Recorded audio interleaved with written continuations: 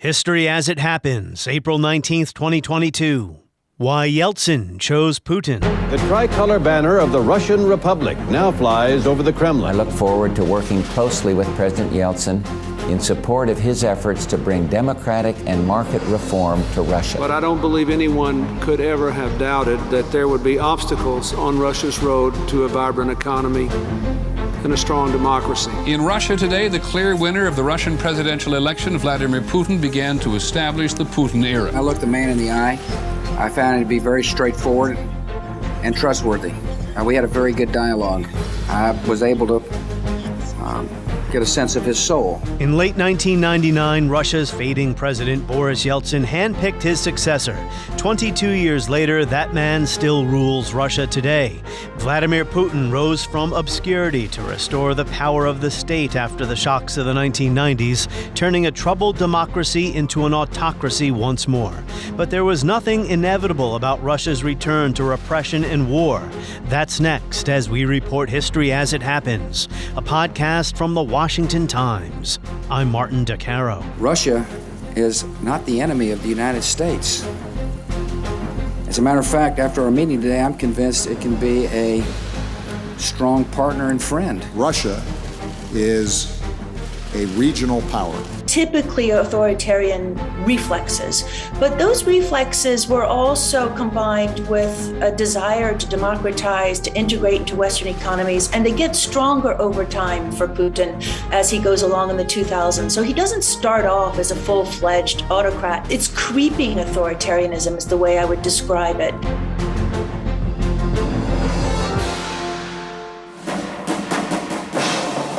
May 7th, 2000.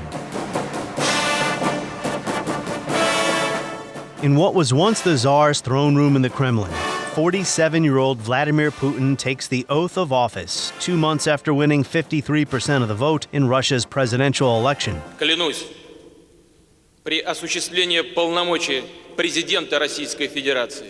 And in his speech that day, he pledged to preserve and advance democracy. Впервые за всю историю нашего государства We must make sure the government chosen by the people works in the interests of the people and protects the Russian citizen everywhere, both in our country and abroad, and serves the public. This is a position of principle, Putin said, and a tough one. I have been standing up for it and shall do so in the future. самым простым образом по воле народа.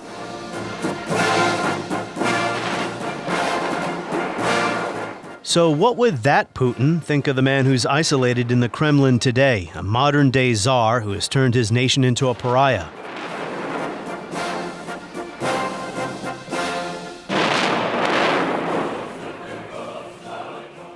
Almost no one outside Russia had heard of Vladimir Putin before Boris Yeltsin handpicked him to become prime minister in August 1999.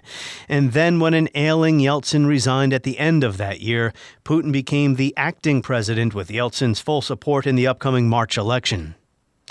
History is full of what-ifs. What if Yeltsin had chosen someone else? Would Russia have turned away from democracy and menaced its neighbors? It's impossible to say for sure, but it remains no less amazing that a former lieutenant colonel in the KGB who had never held political office before became one of the most powerful men in the world.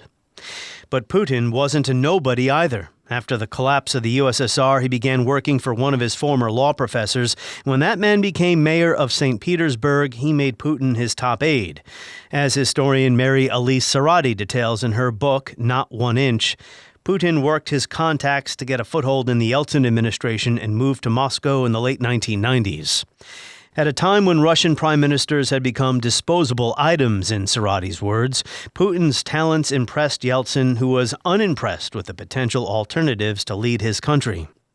So why did one Vladimir Putin and his ruling circle steer Russia in an authoritarian direction?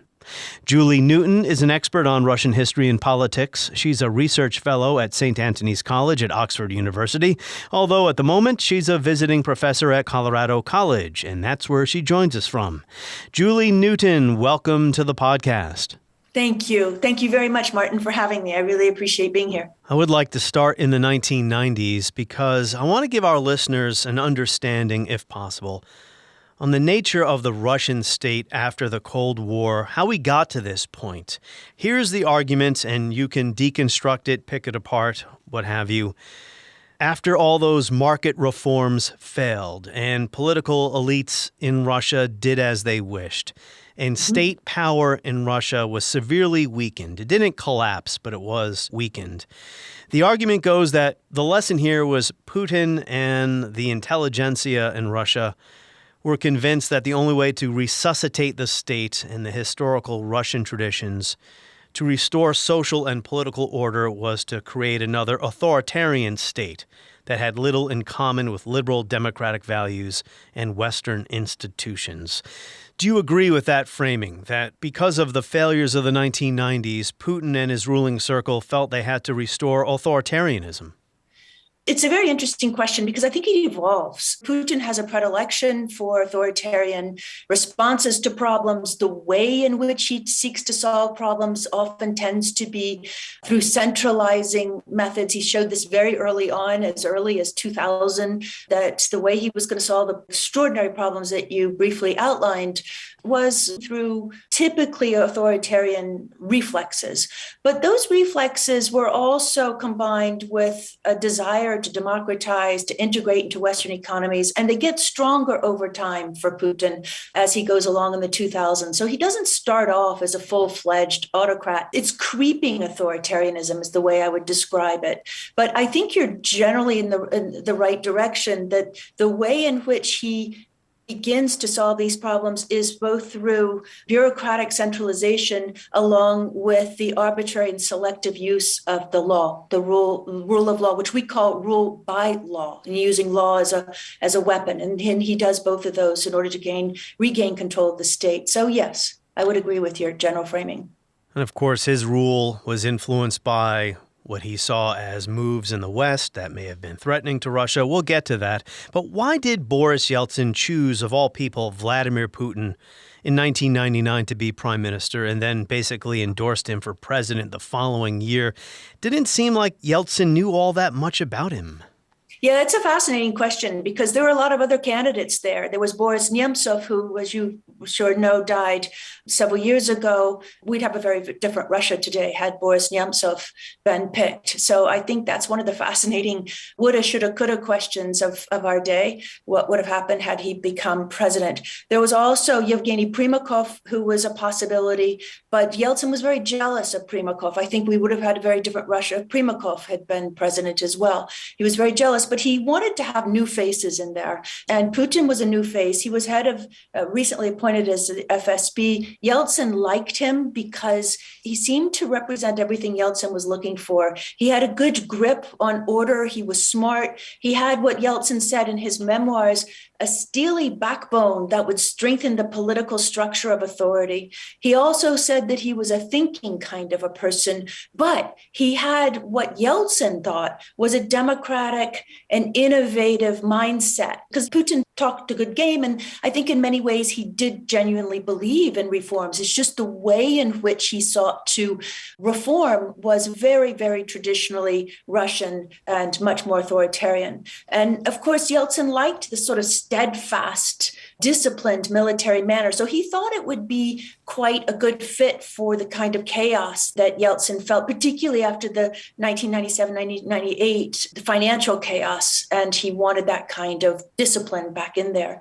The only other thing I would add to this is that a lot of people say that he was put there in order to ensure that the Yeltsin family was not prosecuted for corruption.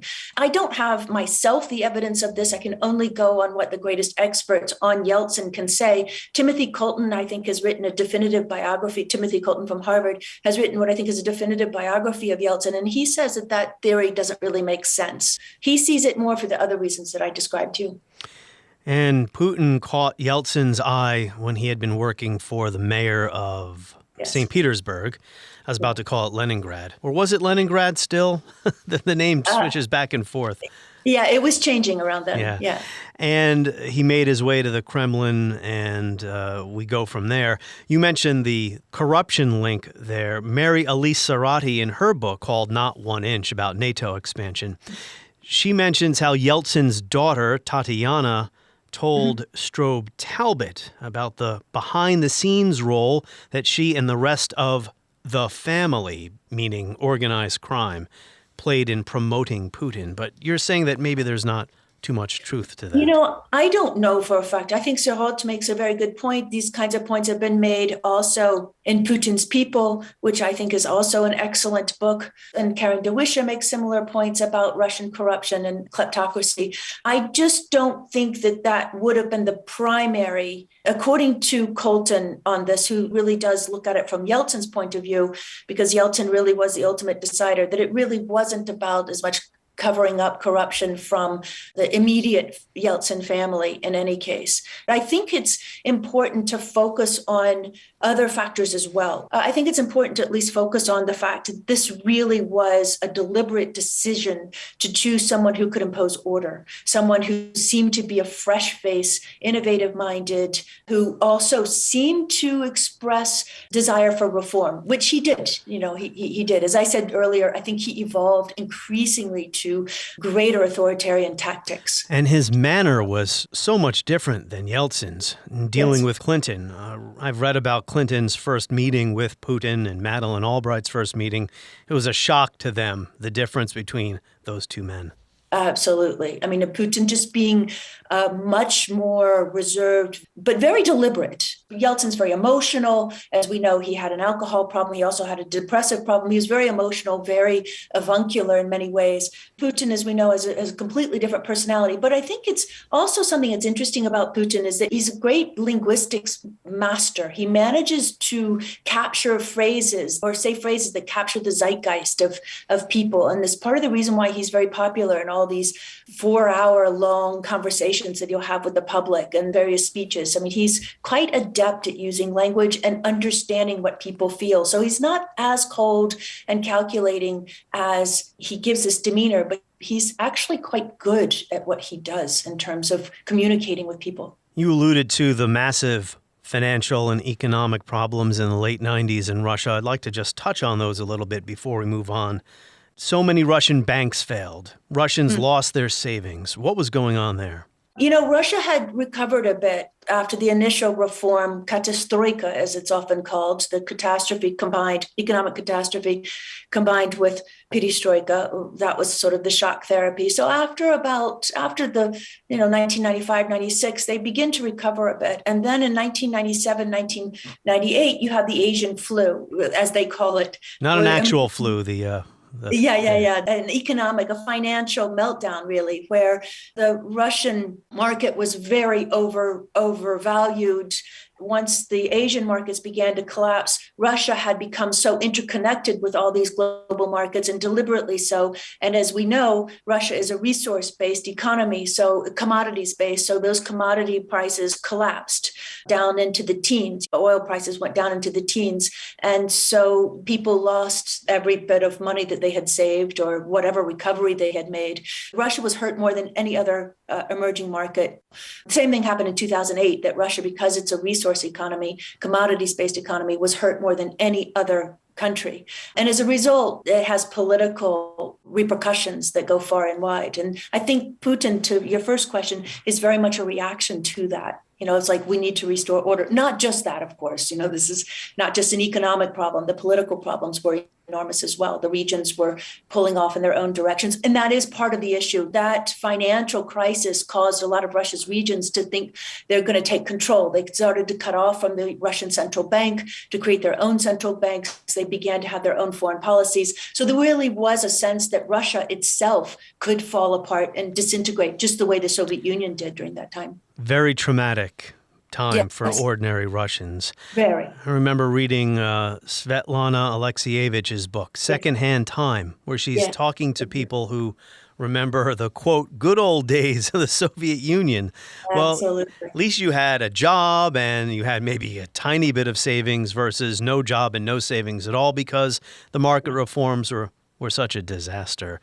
Yeah. So you and other experts I've spoken to on my podcast have made the following 2 points: that American leaders underestimated Putin and that the American political establishment, foreign policy establishment, had a dismissive attitude about Russia itself. So in 2000, when Putin takes over as president, and he is still president today, I guess there was a small interim there where he was only prime minister, does he prioritize right off the bat restoring Russia's greatness? Yes. He does, absolutely. All Russian leaders want to restore Russian greatness. Great power for Russia is a survival strategy because they always are worried about external threats. Russia feels that it's been the most invaded country, modern or developed country of all, and internal threats, just the way we mentioned, this constant fear of internal disintegration. So great power for them, especially since they come from mostly from a position of weakness, relative weakness, particularly relative to the West, and now also relative to China. But there's always been a sense of trying to catch up and overtake. And the way to do that is through building great power. And that tends to be lopsided power almost every single time, whether it's a great military power or a great oil and gas power, whether it is just a great power built on diplomacy. So Putin is no different than any other Russian or Soviet leader. And so he sets out to rebuild Russian great power. And he starts off doing it through diplomacy. Great power means parity with the other real great power, and that's the United States. So long as you have relative great power vis-a-vis the United States, then you can have influence over interests that are most important as a state to protect your own sovereignty, to protect your own interests. So Putin sets out to create great power to get through partnership with George Bush on security. He's going to do it through anti-terrorism. This is right after 9/11. Putin, of course, is the first leader to call George Bush when he's in his bunker to say, I'm so sorry of what's happened. Let me be your partner on the world stage in combating terrorism. And he does several different things over the 2000s to several different renditions of these kinds of either partnerships with the United States. Then once he realizes diplomacy doesn't work, he moves towards nationalizing oil, gas, and commodities. And he starts that in 2003, and he needs hard power. What do you mean he realizes diplomacy doesn't work? He doesn't get what he wants out of George Bush. And what he wants is World Trade Organization membership. He wants integration into the Western club, basically. Of course, he wants it on his terms. As we started off saying, he's a sort of a natural autocrat. He doesn't quite understand rule of law. He doesn't necessarily understand that democracy and capitalism for the West are intertwined, and you can't have really one without the other. So he wants it on his terms, but nevertheless, he wants entry into the Western club, and he wants it on sort of equal terms, and he doesn't get there. And then, of course, the United States begins to talk about ballistic missile defense, which, of course, eliminates one of the key pillars of Russian great power, its ability to deter the United States, which is one of the pillars of great power status. Most importantly, he can't deter George Bush from invading Iraq, not even together with the Germans and the French, which he tries to do in 2003. So he realizes that he needs hard power in order to be more equal with the United States, in order to have some influence on the world stage. And that's when he nationalizes oil and gas, et cetera. You were referring to ballistic missiles. Was that the Poland-Czech issue in, 2007, 2008, where NATO and George Bush insist on a missile system that Russia was opposed to? It starts in 2002 when George Bush pulls out of the ABM treaty, the anti-ballistic missile treaty. We pull out of that because we've got these rogue states, and we want the kind of freedom in order to build missile defense against what we believe are rogue states, which could launch a weapon of mass destruction. But of course, this is done in a way that dismisses Russian interests, at least that's the way they perceive. But again, all this is from Russian perception, and they feel that it becomes anti-Russian because of the fact that the Poles and the Czechs want those ballistic missile detectors on their lands right near Russia. And they're saying, well, if it's really about rogue states, why don't you put them in Central Asia? And later on, they'd say, why don't we share ballistic missile defense technology? And they make some kinds of offers to the United States. There are all kinds of approaches to the US along these early Putin era, where he does try to have some kind of partnership. You could argue that some of these things are half-hearted, half-baked. We rejected a lot of those offers because we said, this is silly. We just didn't trust them. But the fact is that we never really we never answered Putin's request in ways that they felt were really fair-minded to them.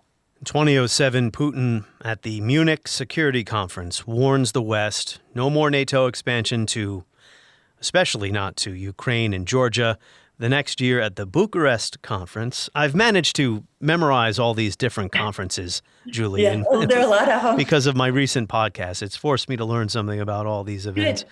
The Bucharest conference, George Bush comes out and says, Here in Bucharest, we must make clear that NATO welcomes the aspirations of Georgia and Ukraine for their membership in NATO and offers them a clear path forward to meet that goal.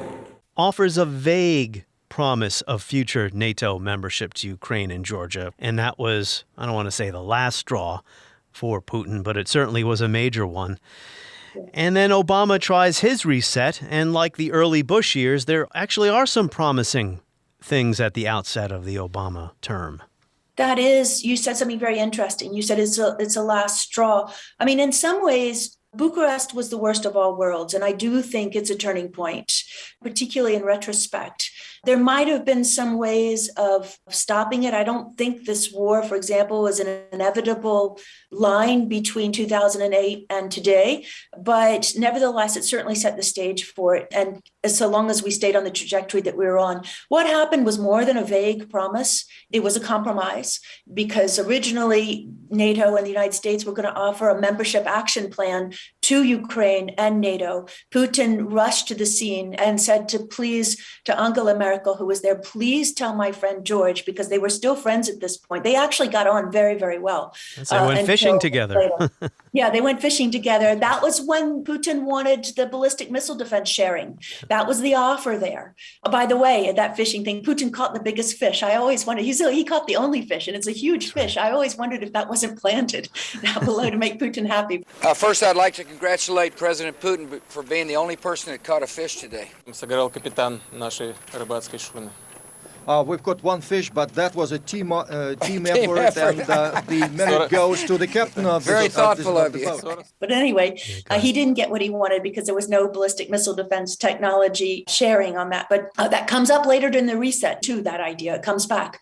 Nevertheless, during the Bucharest summit, there was this desire on Putin's part to please back off on that. He said, there's no Russian leader, not just me, that would be able to handle that. And even Primakov told Solana, who at one point in the late 1990s, when he had been the NATO Secretary General, there is no Russian leader that would be able to stomach NATO membership in either Ukraine or Georgia. It's just too close. It's almost an existential issue for us. It's the Cuban Missile Crisis, or it's like putting Russian troops in Mexico or all along Canada. There really would be no difference for you. But it's even worse because that is our Plymouth Rock. So please remember that. And of course, finally, you have Condoleezza Rice and Merkel coming to a compromise which pleased no one, which was that, okay, we won't issue a membership action plan, but we can promise to Georgia and Ukraine, who felt they had a right to be part of NATO, just like the Balts did or the Poles did, that you will be part of NATO at some point. So at that moment, the Georgians rush home to try and resolve their disputed territories to make sure that they can have a whole country in order to join NATO at some point, sooner rather than later. And then of course, the Russians rushed to do the opposite, to make sure that Georgia would always remain divided. And there you have the Georgian-Russian war. And the only thing that I think is important to add to this is that there were Americans who were predicting this. Our ambassador at the time, Bill Burns, who is now the CIA director, predicted this. Yes. And you mentioned Bucharest, that was in April of 2008. In February of 2008, Bill Burns wrote a memo home and said, whatever you do, don't do this because it'll provoke war in Georgia. And that's what we had. So the great Russian and Soviet historian Stephen Cotkin, who is writing a multi-volume biography of Stalin. I've read the first 2 volumes and I'm waiting for volume 3. We all are. Yes. He recently gave an interview to The New Yorker, and he was asked about this NATO enlargement issue. I'll read to you what he said and have you respond. Cotkin says the problem with this argument is that it assumes that had NATO not expanded, Russia wouldn't be the same or very likely close to what it is today. What we have today in Russia, Cotkin said, is not some kind of surprise. It's not some kind of deviation from a historical pattern. Way before NATO existed in the 19th century, Russia looked like this. It had an autocrat. It had repression. It had militarism. It had suspicion of foreigners in the West. This is a Russia that we know, and it's not a Russia Russia that arrived yesterday or in the 1990s. It's not a response to the actions of the West. There are internal processes in Russia that account for where we are today. What do you think of Stephen Cotkin's analysis? You know, Steve is a great historian. His books are absolutely brilliant. And as he said, he respectfully disagreed with George Kennan and John Mearsheimer, who said that security matters. I don't completely agree with John Mearsheimer on his thing, because I think he goes too far in one extreme. But I also don't agree with Steve on this point completely, because there's a certain inevitability in what Steve suggests, that this was almost predetermined by history. I tend to think that there's nothing inevitable about what happened in Russia. And perhaps looking at history, it's easy to think about inevitability in this way, but I think it's much more contingent, much more of an action-reaction dynamic than perhaps he does. I don't think, for example, if you go back, and really what we're talking about is Russia's reversion to a sphere of influence kind of mentality. That's really the root of what we're getting at here. Where did that happen? Is that just predetermined by history because Russia has always had these buffer zones and this tendency to have these buffer zones? Or is there some other driving causal factor here? And certainly history matters. It's an extra weight. As another historian, Alfred Weber, says, it causes persistent tendencies, but not permanent. Those tendencies could have been made, I think, through the actions of Russian domestic politics and the actions of external factors. Russia may have got over those persistent tendencies to create buffer zones on its borders, Ukraine being the most, we're fighting over this buffer zone now. Yeah. So I think had we not had the calculus of domestic politics, you mentioned it very early on in a conversation with me, decisions that were made in the 1990s to strengthen Russia's constitution in a very super presidential way. There were Russian actions that Yeltsin, and he could have made different kinds of decisions that would have consolidated the democratic institutions that Gorbachev had laid down. We also know that Gorbachev's foreign policy in the very beginning really there was a consensus around multilateral approaches to the former Soviet space, to trying to figure out perhaps different kinds of multilateral regimes that could have solved these problems rather than just relying on buffer zones. That could have happened. So what was it that caused Russia to go backwards? And I argue that it's a combination of domestic politics at home, domestic political decisions that could have gone different ways, and also the actions of external actors that exacerbated this trend towards authoritarianism at home. Yeah, the contingency here is the expansion of a hostile military alliance to Russia's borders. Yes. I tend to agree with you. I'm in the middle here. I think John Mearsheimer does go too far. It is the combination of external factors reacting with what you might call tendencies or the Russian character. I mean, to my earlier point about the need for a strong authoritarian state. There is another argument out there that this need for a strong state after the tumult of the 1990s means that Russia cannot allow a democratic, open society to its west to serve as an example to its people of an alternative, that being Ukraine. I don't know how you feel about that. No, I don't think that was inevitable. I really don't. I mean, I think now it is a problem, but we tend to look at what's happening now and think that it was that way all the way back then. I don't think that Russia is afraid of democracy in and of itself, that's what's driving it, because that's what's behind the suggestion there that the internal nature of or democracy itself is the main threat. Again, it's an action-reaction dynamic, but I do think that it's just as much about security threats and the fact that you've got NATO on your border and an EU on your border, which in some ways has become a geopolitical actor in the way that it's offered trade deals that discriminate very much against the Russian economy. And this is all Russian perceptions of this now. Yes. And actually, there is some truth to the fact that the trade deal the EU offered Ukraine did discriminate heavily against the Russian economy. But talking about 2014, and that was the impetus for Yanukovych, his ouster. Yes.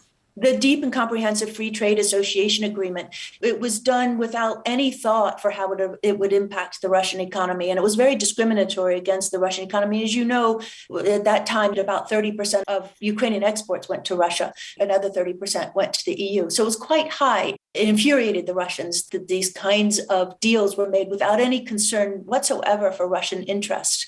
But I don't think necessarily that fear of democracy is the overriding thing. These other kinds of dismissal of Russian interests along the way have been just as important. And now it's easy to think that, this is all about autocracy versus democracy. It's much more complex than that for these reasons alone. I agree with that. I just spoke to Francis Fukuyama, and he is a believer in the global struggle between democracy and autocracy framing. I respectfully disagree. I think that ignores the local or the regional aspects to this conflict. Russian history, Ukrainian history, it's different than Russia's relationship to, say, Poland, Russia's relationship to the Baltic states, which also have their problems as well. But Russia-Ukraine is a special part of this whole equation. Is Russia a strong country? Yes and no. Good answer. You're right. Well, everything with Russia is both yes and no. Да нет, as they say in Russian, which means yes, no. It's actually an expression. I would say that it is a weak country. I'll start with that. It's a weak country for obvious reasons. It is a declining power in many ways. Its economy is declining. We see that its military is not as mighty as one might think. It is demographically declining. So as far as its material indicators are concerned, it is relatively weak. It's relatively weak vis-a-vis China. China is 10 times the size of it now. Economically, it's weak vis-a-vis the United States and the EU, of course. But nevertheless, it's also strong. It's not just political will. It's the fact that it's greater than the sum of its parts because it affects absolutely every strategic issue or strategic importance to the United States. It borders the most important strategic concerns of the United States. It has enormous leverage. It has enormous power, diplomatic power, spoiler power. It also has an incredibly educated society, one of the most educated societies on the planet, and uses that at this point, not to its full maximum capacity, but still uses it for strength in cyber wars, cyber capacity. I think it still has extraordinary opportunistic foreign policy that's quite clever. So it takes advantages of opportunities in ways that increase its relative weight on the world stage. And it has nuclear weapons. Yes, that goes without saying. Yes, it has nuclear weapons. It's the second, I think we often forget, it's the second biggest nuclear power. Together with the United States, the United States and Russia hold 90% of the world's nuclear weapons. And that is extremely important, especially when you have Putin threatening to use them. And he's in such a dysregulated or irrational state. I like that word, dysregulated. That's certainly an academic's word. It's actually a psychological term that I learned recently through a dear friend who studies polyvagal theory and describes Putin as in a state of nervous dysregulation. And it's sort of fight or flight mode. And you lose a lot of rational faculty to do cost-benefit analysis properly. He himself describes it as never corner a rat. And he himself is now cornered and dysregulated, I think. I don't know how I feel about psychoanalyzing somebody from a distance. But Anthony Beaver, great military historian, was on the podcast a few weeks ago. He said that it appears to him anyway that Putin has lost touch with reality.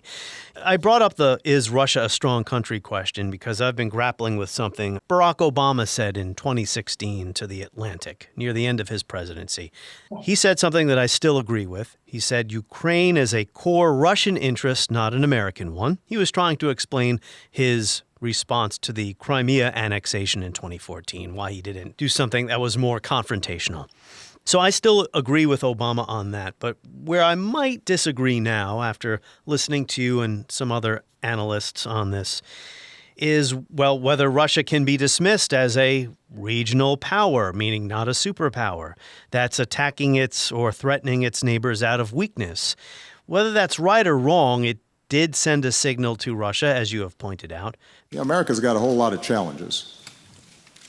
Russia is a regional power that is threatening some of its immediate neighbors, not out of strength, but out of weakness. I think it's one of the more unfortunate moments of Obama's presidency, particularly his foreign policy, which I think there are a lot of good things to say about what he did, but this was not a particularly wise statement. And the reason for that is because I think the people who really understand Russia, from Fiona Hill to Thomas Graham had the position that Fiona Hill had earlier as one of the Russia advisors in the National Security Council. And he was during the Bush administration. He always said that one of the biggest problems was the fact that we as Americans, our politicians, our leaders tended to dismiss Russians and Russia from the international stage. And the reason why that was so important is because we often dismissed them in areas that they really cared about. And we said, well, they're declining power. They're a washed up superpower, Venezuela, with nuclear weapons. And we can just force on them whatever we need them to do. And most importantly, they have to change anyway. They are going to democratize because there's really no choice. You mentioned Fukuyama, there was a sense of progressive democratization. So why not go ahead and just push them in the direction that we need them to? They're going to have to just swallow NATO enlargement. It's good for everybody. But in the process, we gave them very little voice over issues that meant a lot to them. And I think that dismissal, the regional power is code for that dismissal. And I think ultimately it created such resentment, anger, and also a real sense of threat that, we can say, hey, NATO had no malevolent intentions, but from their position, they can't even have any influence over NATO's behavior in their own backyard.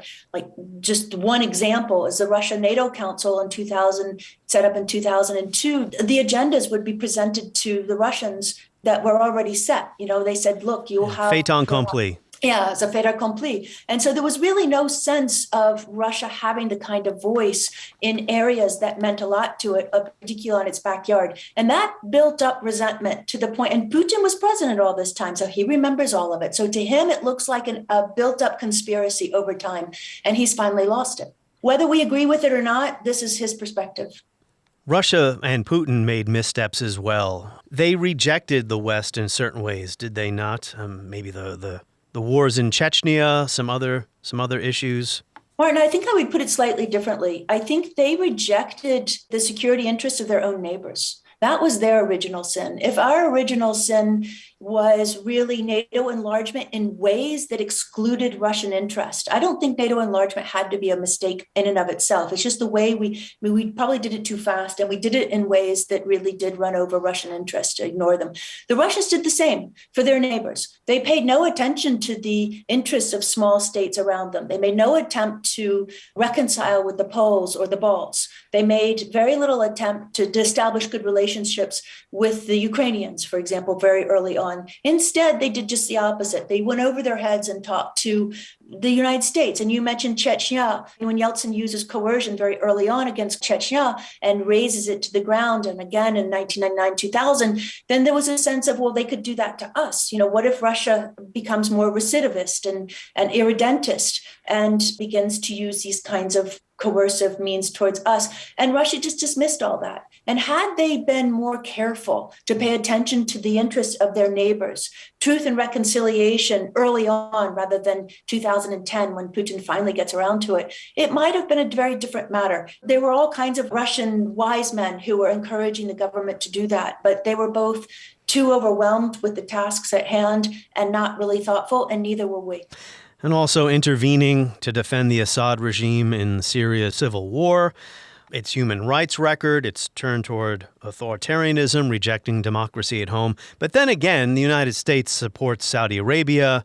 You make a point in this great essay you wrote for the National Interest last year. I encourage all of our listeners to go find it. The headline is, Why Labeling Putin a Killer Creates New Problems for Joe Biden.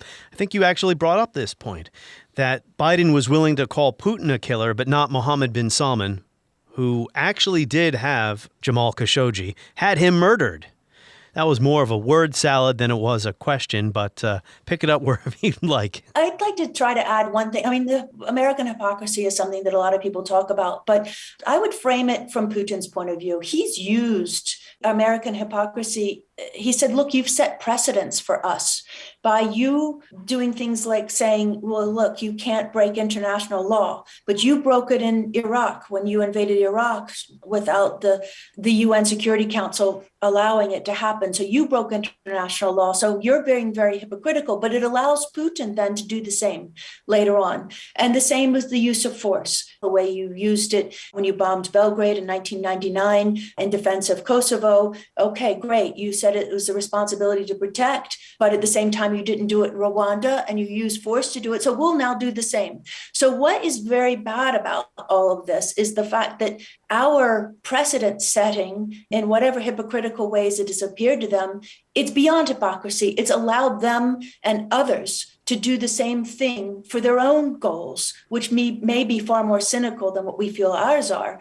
But it's really helped bring the breakdown of international norms and values. And we have sort of led the way for that. You mentioned Belgrade and the Yugoslavia business in the 90s. NATO was bombing Slavic people. That is why it was a sore point for Russia, right? Well, no, it was about the precedent setting. It's the fact that NATO in 1999 had a new doctrine, which was out of area, that for the first time, NATO was going to move outside of its traditional European area. And so then it used force to achieve its goals. So the combination in Russia's minds of being able to use force out of area meant it could be, okay, it's Belgrade today, but it could be Moscow tomorrow. You know, we've got Chechnya. What's to keep them from wanting to go protect the Chechens? And the idea of U.S. hegemony, especially as the United States saw itself as an international policeman. So it was this fear of using force in the post-Soviet space as NATO encroached further and further east that really worried them most about this. Two more questions for you. We were discussing Putin's state of mind. Given all we've discussed, were you stunned that he miscalculated so badly here? Because for all of the legitimate complaints Russia may have had about how it was treated after the end of the Cold War, nothing, of course, justifies a war. And this war has been a fiasco. It's been a humanitarian catastrophe as well. I mean, again, done yet, yes and no. I was surprised and yet I wasn't. I was surprised that he actually went through with it because I expected the way so many of us did and the way all my colleagues in Moscow and the foreign policy experts, a lot of them felt that this was a really severe form of coercive bargaining up until even on February 21st, when Putin makes his first speech. I have a Russian colleague, a very prominent one, who said, well, thank God, I was afraid this was going to be the announcement of a major invasion. And this is really just the declaration of independence of these two statelets in Donbass. And so he was astonished or shocked on February 24th when it actually turned into a full-scale invasion. So I think I was not surprised because of the fact that he had built up so much to this and the coercive bargaining had been so intense. But I was shocked that he went through because, as you rightly say, it is so irrational and so counterproductive for Russia. It is a complete and utter disaster for Russia, for Russians, for the world. The consequences of this war are far and beyond anybody would have imagined, from even developing countries now with wheat prices. I mean, we keep in mind the Arab Spring in Cairo anyway started over the increase in wheat prices. So who knows what kind of destabilizing this is going to have far and wide. Yes. It's just a beginning. Well, wars escalate. Yes. Our attention spans here in the United States might be short these days. Wars last for years. I mean, the 2014 separatist war hadn't ended. That's been going on for 8 years before escalating into this war. The last question I had for you pertains to Joe Biden's comments. I mentioned your essay. He's also said Putin cannot stay in power. He's saying what's going on in Ukraine is a genocide.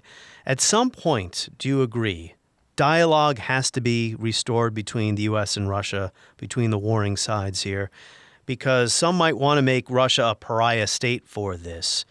Unless we return to some type of, I don't even know what to call it, a cooperative atmosphere. I mean, we need a peace treaty first, right? We need to have the war end on reasonable terms. But how do we get to a point where we can get back to where we were at the start of Barack Obama's first term, where there was a reset? That's not possible at this point, for sure.